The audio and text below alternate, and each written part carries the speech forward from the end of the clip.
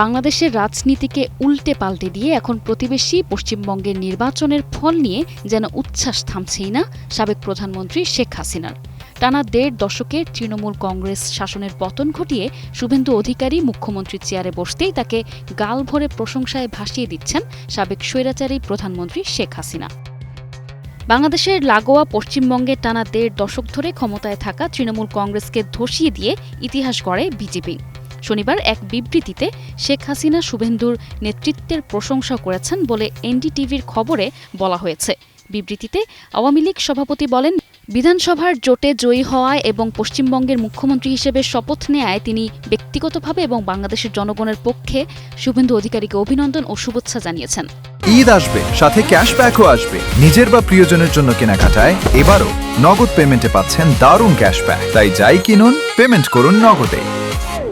বিবৃতিতে শেখ হাসিনা আরও বলেন, ভোটের এই ফল শুভেন্দু অধিকারীর দৃঢ় ও জনমুখী নেতৃত্বের প্রতি পশ্চিমবঙ্গের জনগণের গভীর আস্থা ও শ্রদ্ধার স্পষ্ট প্রতিফলন। বাংলাদেশ ও ভারতের আন্তরিক বন্ধুত্বের ইতিহাসে পশ্চিমবঙ্গের একটি বিশেষ স্থান রয়েছে।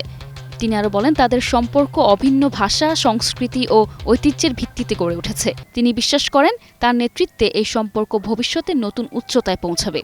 এছাড়া তিনি আরও বলেন, প্রতিবেশী হিসেবে সবসময় পশ্চিমবঙ্গের শান্তি ও সমৃদ্ধি কামনা করেছেন। তিনি আশা করছেন, শুভেন্দু অধিকারীর মেয়াদে পারস্পরিক সহযোগিতার দীর্ঘদিনের ঐতিহ্য আরও শক্তিশালী হবে এবং দুই বাংলার মানুষের অভিন্ন উন্নয়ন ও কল্যাণে তারা একসঙ্গে কাজ করে যাবে। ২০২৪ সালে গণ আন্দোলনে ক্ষমতা হারানোর পর থেকে গত ২ বছর ধরে ভারতেই রয়েছেন শেখ হাসিনা। শুভেন্দু একাধিকবার প্রকাশ্যে জানিয়েছেন যে তিনি মনে করেন প্রধানমন্ত্রী হিসেবেই আবারও বাংলাদেশেই ফিরবেন শেখ হাসিনা। এছাড়া শেখ হাসিনা ও আওয়ামী লীগের প্রতি নিজের সমর্থন প্রকাশ করেছেন এবং বিভিন্ন সময়ে ড. মোহাম্মদ ইউনূসের নেতৃত্বাধীন অন্তর্বর্তী সরকারের কঠোর সমালোচনাও এসেছে তার মুখ থেকে।